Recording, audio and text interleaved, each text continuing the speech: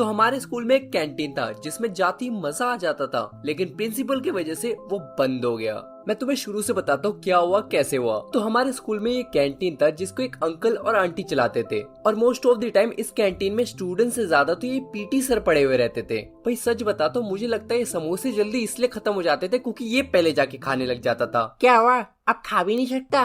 खैर हमारा school canteen दो पार्ट्स में डिवाइडेड था, एक जहाँ पे तुम्हें खाने की चीजें मिलती थी और एक जहाँ पे तुम्हें स्टेशनरी आइटम्स। तो अभी पीटी सर क्या करते थे कि उधर पे खड़े हो जाते थे ये देखने के लिए कि कोई भी बच्चा एक दूसरे को धक्का तो नहीं दे रहा और लाइन में आ रहे हैं सब। ओए बच्चे, तू लाइन से बाहर निकल गया, रुक तेरे को अभी देखता हूँ। इमरजेंसी रूम, इधर पे हेल्प चाहिए। तो एक बार स्कूल कैंटीन में क्या हुआ मैं तुम्हें बताता हूँ। मैं जस्ट गया था कैंटीन में और मैंने पूछा पेडल पॉप आइसक्रीम।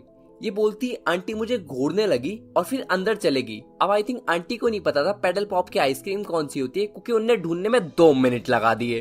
फिर 2 मिनट बाद वो मेरे पास आई और उनने मेरे को पेडल पॉप की आइसक्रीम दी और वो मुझसे पैसे लेना ही भूल गई और मैं भी उन्हें पैसे देना भूल गया। तो मैं जो अब 10 रुपए लेके आया था वो मेरी जेब में ही बचे हुए रह गए और मुझे बड़ा अमीरों वाला फीलिंग आने लगा और मैं सपने देखने लगा। मैं सोचने लगा कि इस 10 रुपए से मैं क्या क्या कर सकता हूँ, बट मैं सिर्फ समोसा ही खरीद सकता था उस वक्त। मस्ती करेगा, अब तू जेल जाएगा। कम ऑन सर, मैं जेल नहीं जा सकता, क्यों मजाक कर रहे हो? इमरजेंसी रूम, इधर पे हेल्प चाहिए। सर किसको बेवकूफ बना रहे हो? इमरजेंसी रूम, कोई इधर पे मेरा मजाक उड़ा रहा है। सर पहली बात तो आप है कौन, और दूसरी बात ये जियो का कस्टमर सर्विस है, आप इधर पे कॉल मत करिए। और एक चीज मेरे को स्कूल कैंटीन के बारे में कभी समझ में नहीं आई कि ये लोग पानी का बोतल बेचते थे 20 रुपए का। भाई 20 रुपए का पानी का बोतल कौन सा बच्चा खरीदेगा? नहीं तुम मेरे को बताओ, कौन सा बच्चा 20 रुपए का पानी का बोतल खरीदेगा? स्कूल में प्रिंसिपल ने वाटर फिल्टर लगा रखा है, बच्चे लिटरली वहां से पानी पी सकते हैं, यहाँ से खरीदेगा कौन? ऐसा मैं सोचता था।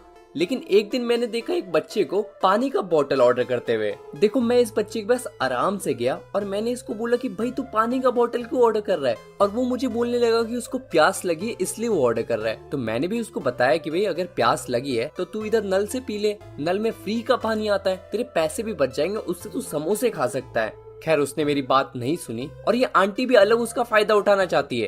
अरे बेटा, उसके पैसे उसको क्यों सिखा रहा है, उसको खर्च करने दे। भाई ये सुन के तो मैं एकदम समझ गया कि आंटी तो उस बच्चे का काटना ही चाहती है, और ये बच्चा सिंस मेरा नहीं सुन रहा तो मैंने सोचा कि ठीक है कटने दो इसका। ओए सुन, मैं हूँ तेरा पापा।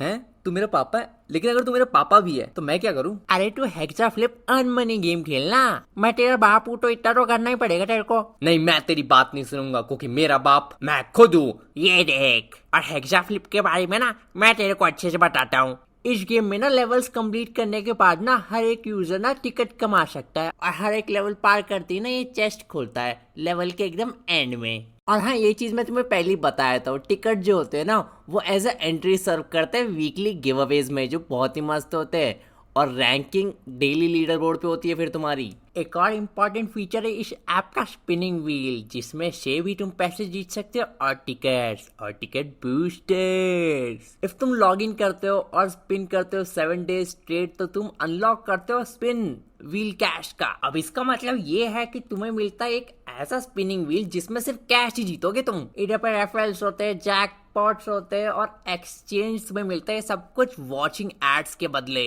और तुम्हें पता है क्या, इधर पे पैसे जीत सकते हो तुम अपने दोस्तों को रेफर करके भी। और इंडिया में 500 टिकट तक मिल रहे हैं न्यू इंस्टॉल्स पे, जो कि एक अच्छी चीज है, तुम ज्यादा पैसे जीत सकते हो। विड्रॉइंग तो एकदम सिंपल है, $10 मिनिमम है और तुम पेपाल में ले सकते हो। और भाई तुम्हें याद होगा कि पापा जब तुम्हें पैसे देते थे ना तो तुम एकदम छुप छुप के इस कैंटीन में जाते थे, क्योंकि तुम्हें पता है कि अगर तुम कैंटीन में गए और तुम्हारे दोस्तों ने देख लिया तो अब तुम एक समोसा नहीं खाओगे, तुम टुकड़े खाओगे उस समोसे के, क्योंकि उस समोसे को 10 दोस्त खा रहे होते थे। मतलब शेयरिंग इज केयरिंग को तो नेक्स्ट लेवल पे ले जा चुके थे हम लोग। और भाई ये स्कूल की कैंटीन के पीछे इतने लोग पता है क्यों पागल होते थे? क्योंकि इधर पे ऐसे समोसे मिलते थे, इनकी जैसा स्वाद तुम्हें कहीं और नहीं मिलेगा भाई। ये स्वाद सिर्फ तुम्हें इसी कैंटीन में मिलेगा। और जब भी खाने बैठोगे ना ये समोसे, ये इतने गर्म रहते थे भाई मुंह जल जाता था।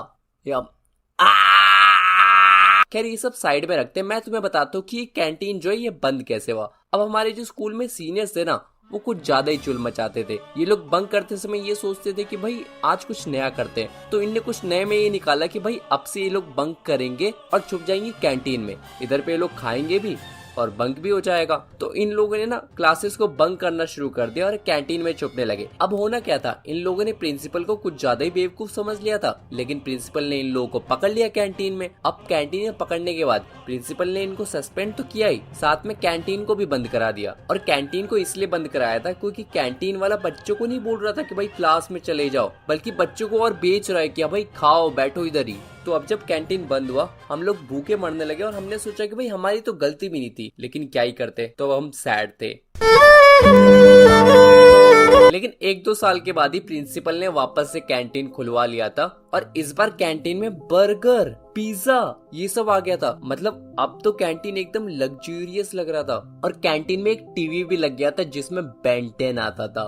लेकिन इधर पे एक ट्विस्ट है, मेरा स्कूल तभी खत्म हो गया था, मतलब मैं स्कूल से बाहर चले गया था, तो अब मैं स्कूल का कैंटीन एंजॉय नहीं कर सकता, ये जूनियर्स एंजॉय करेंगे। अब ऐसा मेरे साथ ही क्यों होता है हमेशा। हाय, तुम्हें अगर ये वीडियो अच्छा लगा है तो वीडियो को लाइक करो और कमेंट सेक्शन में बताओ कि यार तुम लोग अपने स्कूल कैंटीन में क्या क्या करते थे और तुमने क्या उधम मचाई।